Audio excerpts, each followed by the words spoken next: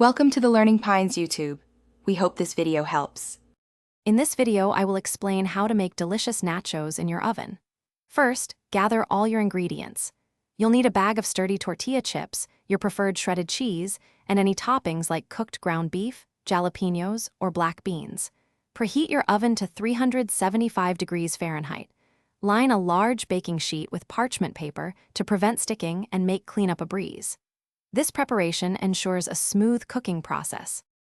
Now let's build those layers. Start by spreading a single, even layer of tortilla chips across your parchment-lined baking sheet. Don't overcrowd them. Next, generously sprinkle about 1/3 of your shredded cheese over the chips.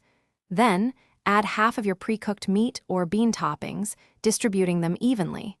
This initial layer sets the foundation for perfectly cheesy nachos. It's time to bake.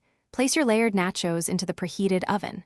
Bake for approximately 8 to 12 minutes, or until the cheese is completely melted, bubbly, and slightly golden.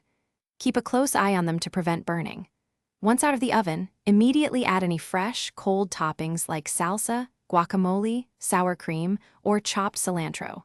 Serve your hot, delicious nachos right away for maximum enjoyment.